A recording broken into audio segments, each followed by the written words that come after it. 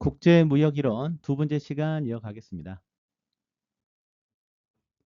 자, 두 번째 챕터는요. 고전 무역이론과 무역의 이익입니다. 그래서 교육이 왜 발생하고 국가 간 무역의 이익이 어떤 건지 한번 알아보도록 하겠습니다. 일단 이제 고전 무역 이론 중에서 이제 가장 우선 살펴봐야 될 게 절대 우위론인데요.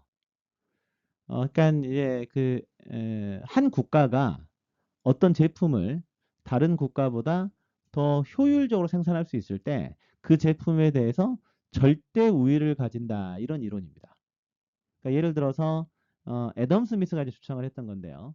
그러니까 애덤 스미스 같은 경우는 이제 1776년에 국부론을 출간을 했죠. 여기에서 이제 무역을 제로섬으로 보는 중상주의 가정을 비판을 했거든요. 뭐 예를 들어서 그 당시에 영국은 세계에서 가장 효율적인 섬유 생산국이었고요. 프랑스는 세계에서 가장 효율적인 와인 생산국이었단 말이에요. 이걸 교환하면 어떻느냐라는 거죠. 즉, 애덤 스미스는요, 국가마다 상품을 효율적으로 생산하는 능력이 다르다라고 봤습니다. 그래서 무역은 제로섬 게임이 아니다. 그래서 국가는 자신이 절대 우위를 가진 상품의 생산에 특화하고 다른 국가가 생산한 상품과 이를 교환하게 되면 상호 간의 부가가치를 늘릴 수가 있다. 이렇게 본 거죠. 자, 예를 들어 한번 살펴보겠습니다. 이게 이제 절대 우위 이론의 어떤 표를 좀 보여주고 있는 건데요. 예를 들어서 일단 가나, 가나가 이제 코코아 생산을 잘한다라고 하고요. 한국은 이제 쌀을 생산을 잘한다라고 하는 거죠.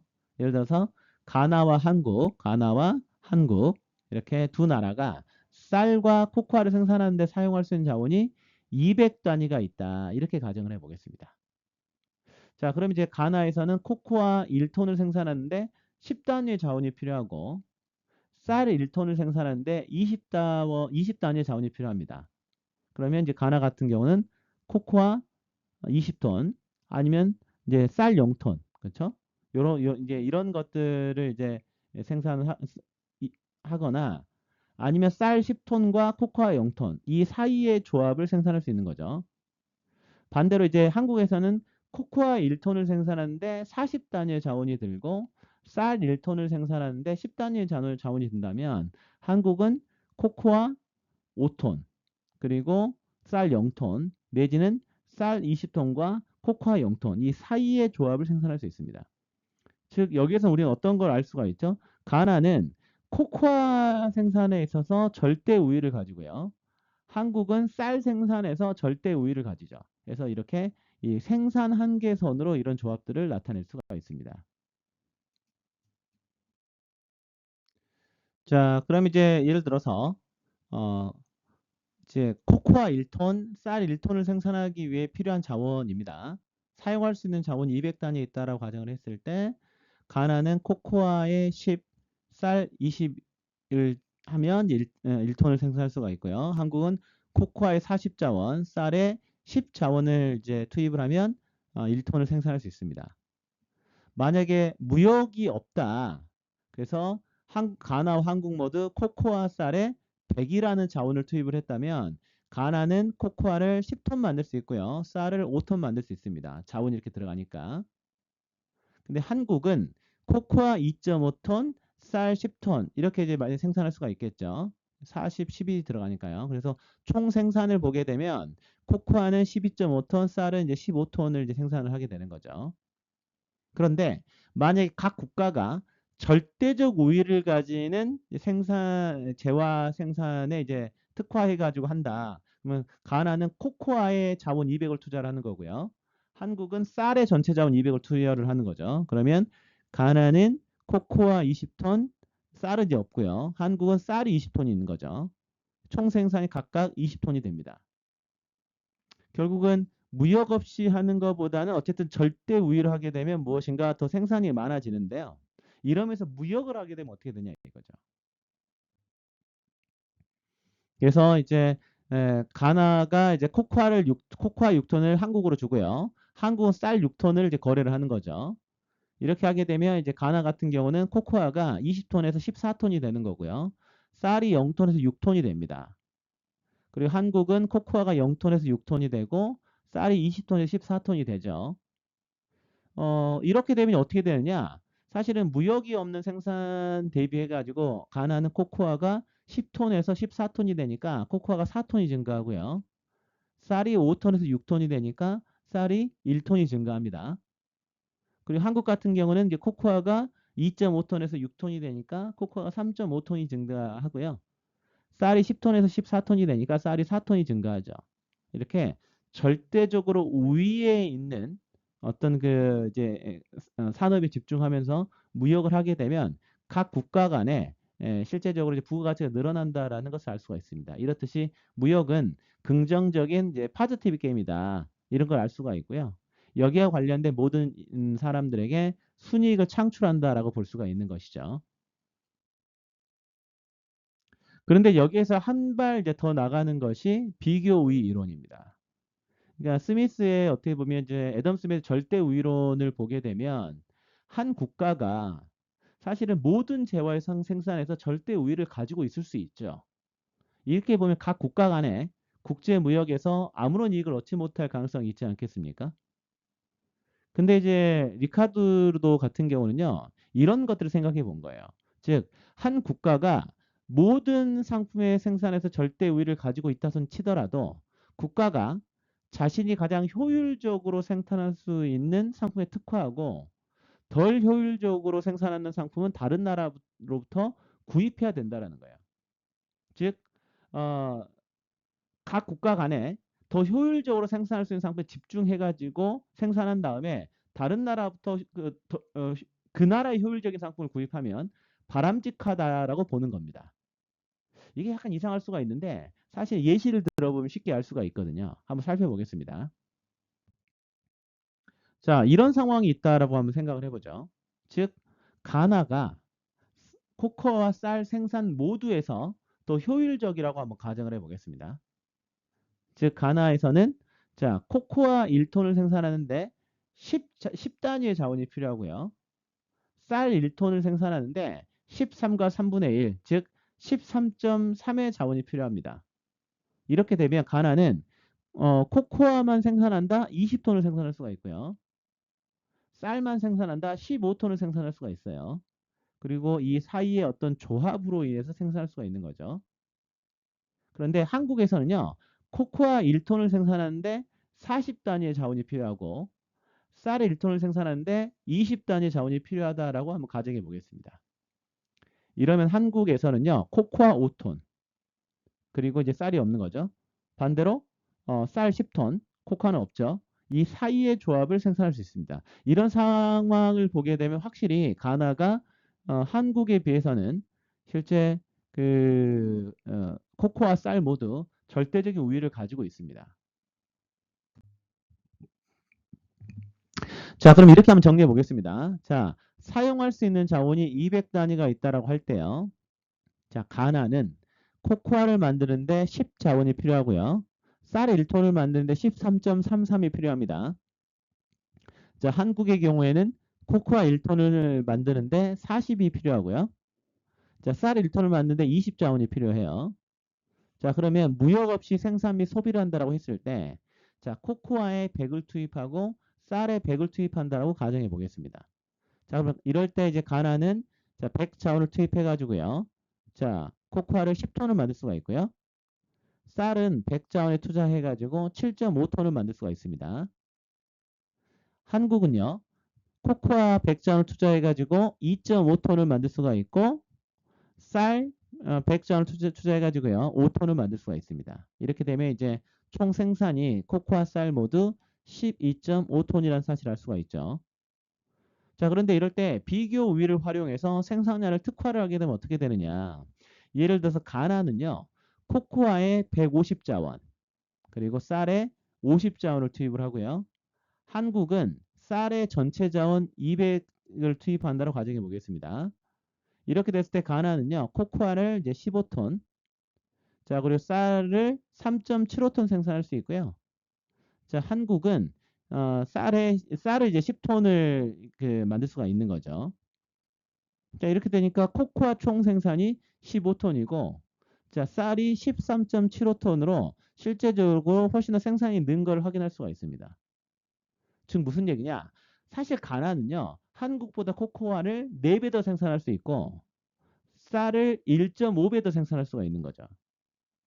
그래서 절대적인 우위에 있는 것 같지만 가나는 쌀보다 코코아 생산에서 상대적으로 효율적이기 때문에 가나는 상대적으로 효율적인 코코아 생산에 집중하고 한국은 상대적으로 또 효율적인 쌀에 집중을 하면서 전체적인 부가가치를 늘렸다라고 좀 보시면 되겠죠. 자, 이렇게 되면 어떻게 되겠습니까? 만약에 이런 상태에서 가나가 코코아 4톤을 한국에 주고요. 한국이 이제 쌀을 4톤 무역을 했다. 이렇게 보게 되면 가나는 코코아가 15톤에서 11톤으로 주는 대신에 쌀이 3.75톤에서 7.75톤으로 늘어났죠. 그리고 한국은요. 코코아가 없는 상태에서 4톤으로 늘어났고요. 쌀이 10톤에서 16톤으로 줄었습니다. 그러다 보니까 이렇게 특화와 무역의 결과로 인해서 소비가 증가하게 되는데 무역이 없는 생산 대비해 가지고요. 가나의 경우에는 코코아가 10톤에서 11톤으로 늘었으니까 1톤의 소비가 더 늘었고요. 쌀이 7.5톤에서 7.75톤으로 증가했으니까 쌀이 0.25톤 늘어났습니다.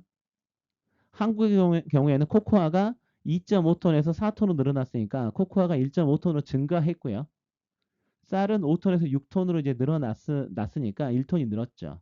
즉 이렇듯이 비교 우위 이론 자체는 사실은 이제 절대적으로 여류에 있는 국가를 하더라도 무역에 참여한 모든 국가가 경제적 이익을 얻을 수 있다. 이런 긍정적인 파저티드 게임이라는 것을 시사하고 있다. 이렇게 보시면 되겠죠. 자, 이렇듯이요. 그 비교 우위 이론의 기본 메시지가 뭐냐? 사실은 이렇게 무역에 제한이 없을 때 세계 전체에 잠재적인 생산량이 제한된 무역일 때보다 훨씬 더 크다라는 사실입니다. 그래서 무역은 이렇듯이 모두가 이익을 잇는 긍정적인 파저티브 게임이다. 그래서 어떠한 재화에 절대적인 우위가 없는 국가라선 치더라도 이렇게 비교 우위를 활용해서 무역에서 이익을 얻을 수 있다는 거죠.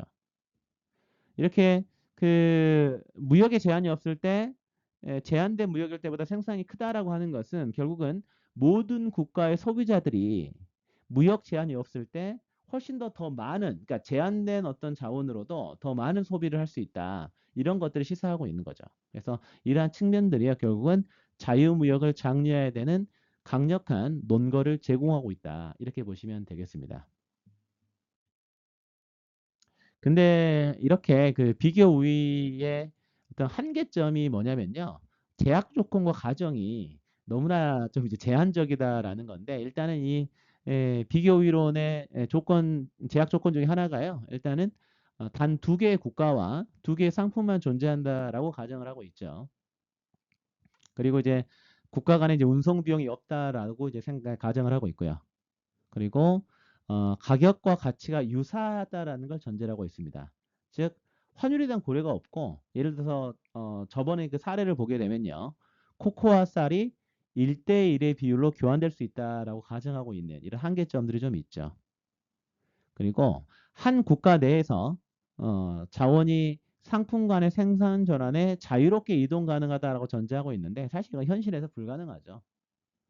그리고 수익 체증이나 체감 없이 일정한 수익률이 유지된다라고 가정을 하고 있는데 근데 현실에서는요. 이 특화에 따라서 사실 체감되거나 체증하는 수익이 존재할 수 있습니다. 그래서 특정 재화를 생산하는 데 필요한 자원의 양이요. 갈수록 감소하거나 증가할 수 있다라는 거죠. 이러한 것들이 좀 이제 문제라고 볼 수가 있고요. 그리고 전체적인 자원의 총량이 고정되어 있다라고 가정을 하고 있는데 근데 이렇게 이제 되게 정적으로 가정을 하고 있거든요. 근데 이건 이제 자유무역으로 인해서 국가 간의 어떤 자원의 보유량이나 자원 활용 효율성 이런 것들이 변화하거든요. 이런 이제 동적인 요소를 반영하지 못하고 있고 사실은 이제 모든 가정이 어떤 제거가 됐을 때 무제한 자유무역에 대한 주장 자체가 긍정적이긴 한데 근데 이제 신무역 이론 뒤에 살펴볼 겁니다. 이런 이제 학자들에 따르면은 이 주장의 설득력이 다소 약화된다고 주장하기도 합니다. 그리고 이제 국가 내 소득 분배에 영향을 미치지 않는다라고 가정하는 이제 이런 측면들이 사실 이제 비교 이론의 어떤 약간 설명력을 약화시키는 요인이다. 이렇게 보시면 되겠습니다. 그리고 이제 리카르도 모형이 확장이 되는데요. 한번 이걸 한번 가정을 해보죠. 다음과 같은 가정들이 한번 완화된다라고 가정을 해보겠습니다. 예를 들어서 한 국가 내에서 자원이 한 상품의 생산에서 다른 상품의 생산으로 자유롭게 한다는 가정. 그리고 수익이 일정하게 발생한다는 가정. 그리고 무역이 한 국가의 자원 총량이나 그 자원의 활용 효율성에 변화를 주지 않는다는 가정. 이런 것들이 조금 완화된다라고 가정해 보면 어떨까요? 자, 이렇게 좀 생각을 해볼 수 있을 것 같아요. 이제 실제적으로 보게 되면요. 예를 들어서 고정 자원의 부분들이 좀 있는데, 예를 들어서 자원은 항상 한 경제 활동에서 다른 경제 활동으로 자유롭게 이동하지 않죠. 예를 들어서 가나와 한국을 비교하는 단순 모델에서는요. 생산자들이 코코아 생산지와 쌀 생산지 간의 전환을 매우 쉽게 할 수 있다고 가정을 하잖아요. 근데 이제 모든 경우에 사실은 이렇게 자원이 쉽게 전환되는 게 아니죠. 일정 정도의 마찰이 존재하게 됩니다. 자, 그래서 사실 이 자원이라고 하는 것은 이렇게 자유롭게 이동하지 않는다는 거죠. 예를 들어서 이제 미국과 같은 선진국이 자유무역 체제를 선택을 했다. 그럼 어떻게 되겠습니까? 아무래도 미국 같은 나라는 노동 집약적인 제품, 즉 섬유 같은 제품의 생산은 줄어들 가능성이 높고, 그리고 이제 컴퓨터 소프트웨어나 바이오 기술 제품 같은 지식 집약적 제품의 생산을 증가하게 될 가능성이 높겠죠. 사실은 이 자유무역 체제로의 전환 자체가 매우 이제 고통스러울 수 있습니다. 예, 이러다 보면 이제 정부는 일자리를 잃은 예를 들어 섬유 제품 어떤 공장의 노동자들을 재교육하는데 도움이 될 수 있겠죠. 하지만 이제 단기적으로는 이 자유무역 체제로 전환하게 되면 일시적으로 실업자들이 증가한다라든가 이런 이제 고통이 벌어지게 되지만 이런 전환이 이루어진 이후에는 무역으로부터 얻는 이런 이익 자체가 매우 크고 지속적이다라는 장점이 있다라는 거죠. 자, 그리고 이 수학 체감이다라고 하는 것은 사실 추가적인 제품을 생산할 때 점점 더 많은 자원이 필요하게 되는 이런 현상인데요. 사실은 이 단순한 모형 자체는 특화에 따른 수익이 일정하다고 가정을 하고요. 그리고 어떤 재화를 생산하는 데 필요한 자원의 단위가 일정하다라고 보는 건데요. 근데 사실은 이 수익 체감이라는 가정이 더 현실적이거든요. 왜냐하면 이제 모든 자원이 동일한 품질을 지는 것이 아니고요. 사실은 자원을 다른 비율로 사용하기 때문에 그렇습니다. 이건 좀 예시로 좀 제가 말씀을 드릴게요. 자, 그러니까 예를 들어서 이제 수학 체감에서 가나의 생산 가능 한계에서는 이렇게 볼록하게 이렇게 되는 경우들이 좀 있는데요. 그러니까 예를 들어서 그 이제 모든 자원이 동일한 품질을 가지지 않습니다. 이렇기 때문에 수학 체감이 가장 현실적인 건데 그러니까 예를 들어서요. 한 국가가 특정 재화의 생산량을 늘리려 할 때는요. 초기에는 생산성이 높은 자원을 활용을 하죠. 근데 이제 생산을 계속 확장하다 보면 어떻게 되겠습니까? 점차 생산성이 낮은 주변 자원을 사용할 수밖에 없거든요. 그러니까 예를 들어서 처음에는 코코아를 생산하기 위해서 비옥한 토지를 활용하게 될 텐데 근데 이렇게 생산 확대가 계속되면 어떻게 되겠습니까? 덜 비옥한 주변 토지까지 활용하게 될 겁니다. 그러니까는 예를 들어서 가나가 코코아 생산량을 12톤에서 13톤으로 늘리기 위해서는 10단위의 자원이 필요할 수가 있겠지만 13톤에서 14톤 늘리기 위해서는 11단위 그리고 14톤에서 15톤 이렇게 늘릴 때는 12단위 이렇게 자원이 필요할 수 있다라는 거예요. 따라서 이제 가나의 생산 가능 곡선 자체가 이 볼록한 곡선의 형태를 띠게 된다 이렇게 보시면 좋을 것 같고요. 그리고 재화별 자원 사용 비율의 차이도 이제 문제가 될 수가 있는데 예를 들어서 코코아 재배를 할 때 쌀 재배에 비해서 토지를 더 많이 사용하고 노동력은 적게 필요하다라고 가정해 보겠습니다. 자, 만약 그래서 이 쌀 생산에서 코코아 생산으로 자원을 전환한다라고 하게 되면 어떻게 되겠습니까? 그러면 노동력은 이제 과잉이 되고 토지는 이제 부족한 상황이 되는 거죠. 따라서 이제 이렇게 우리가 무엇인가 전제를 할 때는 이 수학 체감의 과정이 조금 더 현실적이다. 이렇게 보시면 되겠습니다. 자, 그리고 이제 동적인 효과 경제 성장을 이제 살펴보게 되면요. 사실은 이제 이 단순한 비교 우위 모형 자체는 무역이 한 국가의 자원 보유량이나 자원을 활용하는 효율성의 변화를 일으키지 않는다라고 가정을 하거든요. 근데 이러한 어떻게 보면 정태적인 가정은 무역으로 인해서 발생할 수 있는 동체적 변화를 고려하지 않는 이제 이런 측면이 있다라고 보시면 됩니다. 그래서 사실 무역 자체는요, 해외로부터 공급이 늘어나는 거죠. 한 국가의 자원 보유량을 증가시킬 수 있습니다. 즉, 이러한 자유무역 자체가 어떻게 보면 자원의 활용 효율성을 높이게 되고요. 다른 용도로 전환할 수 있게 해주는데, 예를 들어서 해외에서 유입된 노동력과 자본이 있다.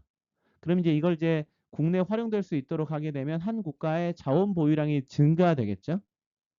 그리고 이제 무역을 통해서 국내 기업이 접근할 수 있는 전체 시장의 규모가 확장되면서 규모의 경제를 실현할 수 있습니다. 그리고 기업이 생산량을 늘려서 단위당 생산 비용을 줄이게 되면 자원을 효율적으로 사용할 수 있겠죠. 이렇게 이제 동태적인 이득 자체는 한 국가의 생산 가능 곡선을 사실 이제 외쪽으로 이동시키는 이런 결과를 초래합니다. 예를 들어서 녹색 혁명을 예를 들 수 있을 것 같아요. 이건 이제 개발도상국의 농업 생산성을 크게 증가하게 되는 거죠. 즉 해외에서 도입된 농업 기술과 기법 그리고 경제를 외부 경쟁에 이제 개방하게 되면 이렇게 생산성이 증가된 개발도상국 내 국내 기업 자체도 자원의 활용 효율성을 높이기 위한 방안을 모색할 수 있게 될 겁니다. 사실 이렇게 한국 농업의 아프리카 전수 이런 기사를 보게 되면 좀 한국 사람으로서 뿌듯한데요. 예를 들어서 아프리카의 이제 통일bio 기술 그리고 뭐 사막지대 뭐 감자를 만든다라든가 이런 것들이죠. 그래서 통일bio의 과학기술 자체가 아프리카의 어떤 식량난을 완화시키는 새로운 희망이 되고 있다. 이런 것들이죠. 실제 통일bio 품종을 현지에 맞게 개량한 이슬이 품종 자체를 이제 아프리카에 보급하고 있는데 그런데 이 품종이 기존 현지 쌀 품종보다 수확량이 2배 이상 높다라고 하니까요. 이런 식으로 좀 발전해 나가는 즉 자유무역이 실제 이런 식으로 영향을 미치고 있다. 이렇게 보시면 되겠습니다. 결국은 이제 자유무역이 이 생산 가능 곡선을 외쪽으로 이동시키는데요. 한 국가의 어떻게 보면 이제 자원 보유량과 자원 활용 효율성에서의 어떤 동태적인 이익이 있죠. 이게 이제 생산 가능 곡선을 이렇게 이동시키는 형태로 발생하는 거죠. 그래서 이 국가는요, 자유무역 도입 이전보다 두 상품 모두를 더 많이 생산할 수 있게 됩니다. 즉, 경제를 자유무역에 개방하는 것 자체가 정태적 이익뿐만 아니라 경제 성장을 자극하는 동태적 이익까지도 초래한다. 이렇게 보면 되겠죠. 물론 이 무역 일자리 임금에 대해서 사무엘슨의 비판이 있습니다. 그래서 미국 내의 가격 하락이 실질 임금 하락을 상쇄하지 못할 수도 있다라는 거거든요. 즉 예를 들어서 자유무역 자체가 정말로 괜찮냐에 대한 문제가 제기가 되는 거죠. 예를 들어서 중국에서 수입되는 상품 가격이 낮아져서 미국 소비자들이 더 저렴하게 상품을 구매할 수 있게 되더라도 미국 경제 전체에 순이익이 발생하지 않을 수 있는데요. 이런 자유무역의 동적 효과로 인해서 미국 내의 실질 임금 자체가 하락할 가능성이 있다는 거죠. 최근 연구를 보더라도 미국 내 카운티를 대상으로 해당 지역 제조업체들이 중국과의 경쟁에 얼마나 노출이 되어 있는지 조사한 연구가 있거든요. 그런데 이제 그 연구 결과 중국과의 경쟁에 더 많이 노출된 지역 자체가 어떻게 보면 제조업 일자리도 잃었을 뿐만 아니라 전체적인 고용도 감소하는 이런 이제 문제점들이 있었다라는 거죠. 그래서 중국과의 무역을 통해서 미국 소비자들에게 값싼 상품을 제공해뒀다선 치더라도 이런 것들이 임금 하락으로 인해서 상쇄되는 게 아니냐 이렇게 좀 보는 거죠.